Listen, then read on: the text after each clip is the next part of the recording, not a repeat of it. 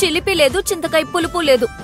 ఈ సోది డ్రామాలు కాస్త పక్కన పెట్టి నేను నిన్నిక్కడ పెట్టిన దానికి ఏదైనా తెలుసుకొని చచ్చావా లేదా అది చెప్పు చాలు. కావేరి నాతో ఆఫీస్లో అంత ధైర్యంగా సంక్రాంతి పండగలోపు నన్ను బయటికి పంపించేస్తానని ఛాలెంజ్ చేసిందంటే ఏ ప్లానింగ్ జరగకుండా ఎలా ఉంటుంది? ఆమా ప్రియా, ఎలా ఉంటుంది? ఎలా ఉంటుంది అని డైలాగ్ రిపీట్ చేస్తావు గాని ఎలా ప్లాన్ చేశారో చెప్పవేంటి? అది నాకు తెలియదే. మరి నీకేం తెలుసు? పొట్ట పగిలేలా మెక్కడం తెలుసా? 24 hours దా అయింది పొన్ను, సింగిల్ ఇడ్లీ కూడా మెక్కనే లేదు.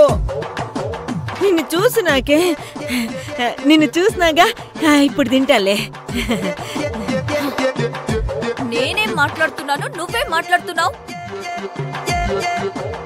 ఇంట్లో వాళ్ళు వేస్తున్న ప్లాన్ తెలుసుకోవే. పిచ్చి మోహందానా అంటే ఏదేదో బాగుతావేంటి కాకిపిన్ని? ఫుడ్ దా లేదు కదా ప్రియా, కొంచెం బుర్రద షార్ప్ గా పని చేయట్లేదు. సరే మళ్ళీ ఫుడ్ గోలే.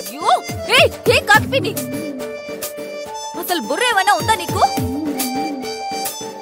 నాకు ఛాన్స్ దా వస్తే ఇంతకు నెక్స్ట్ లెవెల్లో నిన్ను తిట్టు పూడ్చును. కాకిపిన్ని, నువ్వేం చేస్తావో నాకు తెలీదు. లోపల వాళ్ళేదో నన్ను దెబ్బ కొట్టడానికి ప్లాన్ చేస్తున్నారు. ఆ ప్లాన్ ఏంటో నువ్వు త్వరగా కనుక్కొని నాకు చెప్పు, ఓకేనా? Okay okay Priya. ఏ కాకి,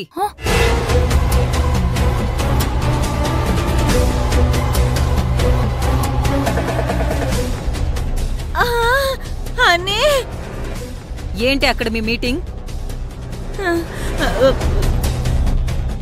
ప్రియా ఈ ఇంట్లోకి రావడానికి పర్మిషన్ లేదు అంటే ఈ పక్కకు కూడా రాకూడదని అర్థం. పంతులు గారు చెప్పిన మాట మీద మర్యాద లేదా? లేదా నన్నెవరేం చేస్తారులే అని తలపోగరా? ఏమే కాకి, నువ్వు నా పక్కనే ఉన్నట్టు నటిస్తూనే ఇక్కడ ప్రియాకి ఏజెంట్గా పనిచేస్తున్నావా? అయ్యో అన్నీ. ఏంటి అన్నీ?